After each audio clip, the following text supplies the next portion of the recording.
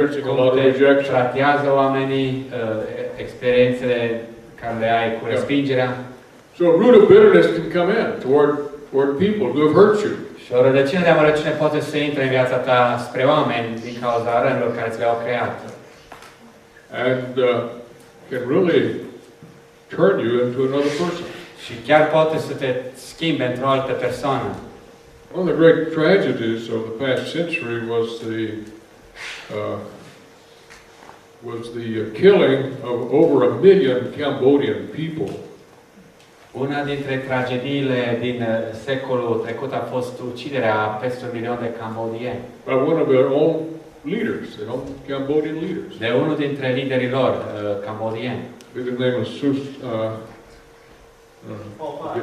Pol Pot, yeah, Pol Pot, and there's Khieu Samphan is another name for him. Da, Pol Pot sau Khieu Samphan se numea acest om. That actually destroyed violently, brutally, probably 1.5 million people. Acest om a ucis în jur de 1,5 milion de oameni din poporul său. I mean brutally. În mod brutal. Let's give you one example. Vreau să vă dau un singur exemplu. Well, they took young girls, luau fete tinere, buried them feet down, le îngropau în pământ, with their heads sticking up out of the ground, doar capul la suprafață, and the soldiers came along and just with their bayonets just și soldații veneau cu baionetele și whacked them until they died. Deci le mutilau până He mureau. was very brutal. Era brutal acest om. And you wonder what makes this man turn against his own people. Și te gândești ce îl face pe acest om să se întoarcă potriva poporului său în felul ăsta. And just, to gain control, brutally subject them.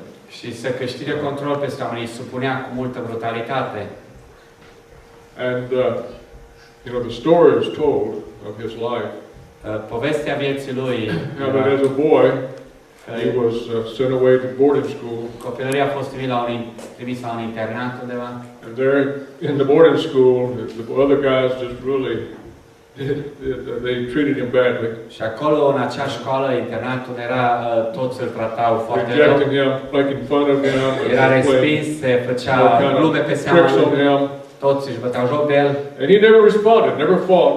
Și el niciodată nu a reacționat, n-a luptat înapoi. Took it. A absorbit. That went through his early life.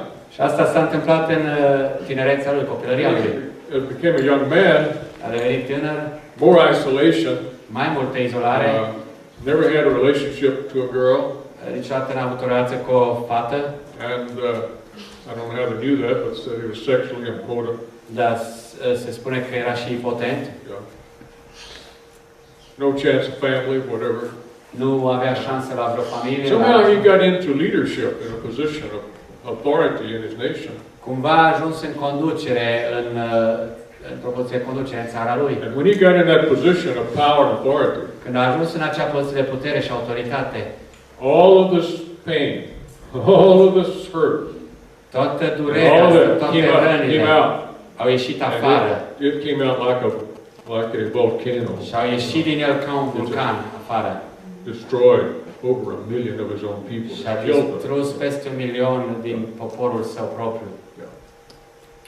Bitterness. Amărăciune. So it says, beware of the root of bitterness. Spune, luați seama, aveți grijă la rădăcina amărăciunii. For it says, it will trouble you, and it will trouble others. Spune, va tulbura pe mulți și vă va întina și pe voi.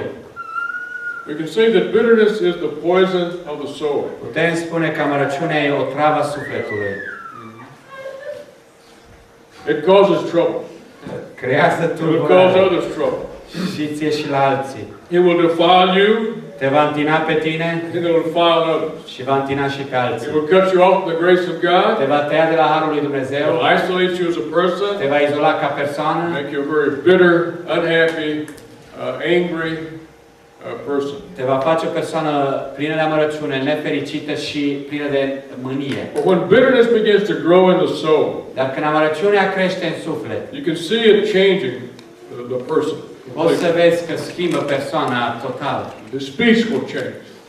Vorbele se schimbă. Or Bitterness will come out of his mouth. Amărăciunea va ieși prin gură, prin vorbe. Becomes very critical. Omul devine foarte critic, Cynical. cinic, Sour. acru, Cold. rece, And isolated. izolat față de alții, Not able to show love. nu poate arăta dragoste, Angry and withdrawal. mânie și retrasă. And it comes out in one's actions as well. Poate ieși în acțiunile acelei persoane, de asemenea. Yeah. You can see it in deep-seated rage. Poți să o vezi în mânie, Like a fire burning within. ca un foc care arde înăuntru, Angry. mânie, There's emotional upheavals. răutate în emoții, Anger. mânie. And I would compare it to a volcano. Aș compara amărăciunea cu un Emotionally, vulcan. just the emotional upheavals. Just Deci, coming up. o fierbere rea, cum ar Like veni the ca un vulcan fire, care the lava izbucnește, of a volcano. cum e Just lava unui so deep, vulcan. it just, Așa de adâncă, at times it just comes up, unexpected. încât, așa de când în când, că nu te aștepți ies afară. And so the person, bitterness will build walls of isolation around the person. Amărăciunea va zidi acele ziduri de izolare în jurul persoanei. The person becomes withdrawal, Persoana devine retrasă, passive, pasivă, lonely, singuratică and depressed. și deprimată. A certain distrust of people. Neîncredere multă în oameni. Don't trust anybody. Nu are încredere în nimeni. And a lot of broken relationships. Și, bineînțeles, multe relații fragmentate. Many broken Multe relationships. relații rupte, fragmentate. And living in the past. Și o astfel de persoană trăiește în trecut. Not able to live in the present. Just Nu poate always- trăi în prezent. The mind is in the past, dwelling upon what happened back Totdeauna then. mintea trăiește în trecut, acolo unde s-au întâmplat acele lucruri, la ce s-a întâmplat. And so all emotional growth ceases. Deci toată creșterea, dezvoltarea emoțională este oprită. And one becomes, you can see immaturity in the person. Vedem multă imaturitate în persoană. Two things would characterize the person: immaturity Două lucruri vor and caracteriza selfishness. persoana cu amărăciune, imaturitatea și egoismul. Immaturity and selfishness. Imaturitate și Focused upon egoism. oneself.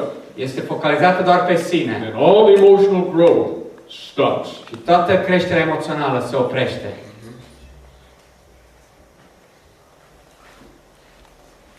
So the person then becomes isolated and self-centered. Persoana devine izolată și autocentrată. Building high walls around himself to protect him from further hurts. Își zidește ziduri înalte de izolare care să se protejeze de răni care ar putea Not fi. afraid to trust anybody. Nu are încredere în nimeni. Not allowing anyone to get close. Nu permite nimănui să se apropie. The walls are there. Zidurile sunt în jur ca să protejeze. Don't trust anybody. Nu am încredere în nimeni. So you have the walls Avem of ziduri isolation. ale izolării. And then you have also blindness, what Yes. the scripture calls blindness. De asemenea, ai și multă orbire. Biblia urmește orbire. Because bitterness will blind your eyes. Amărăciunea îți va orbi ochii. Cause you to walk in the darkness, the scripture says. Te va face să umbli în întuneric, după cum spune Scripture Biblia. is 1 John 2, verse 9. 1 Ioan 2, cu 9 până la 11 spune: And it says, if any man hates his brother, he walks in the darkness. dacă cineva urăște pe fratele său, acel om umblă în întuneric. See, bitterness will bring hatred into your heart against your brother. Amărăciunea va aduce ură din inima față de fratele tău. And he said, if you hate your brother, you walk in the Și darkness. spune, dacă urăști pe fratele tău, umbli în întuneric. Yeah. And he says, you walk in the darkness and you don't know where you're going. Spune, umbli în întuneric și nu știi încotro te duci. Because the darkness has blinded your eyes. Fiindcă întunericul ți-a orbit ochii. That's 1 John 2:11. 1 Ioan 2 cu 9, Will 11. blind your eyes. Întunericul ți-a orbit ochii. And bitterness will bring that darkness into you. Și amărăciunea va aduce acel întuneric în viața ta. So, walls of isolation, Deci ziduri de izolare în jurul tău, blindness, orbire. you know,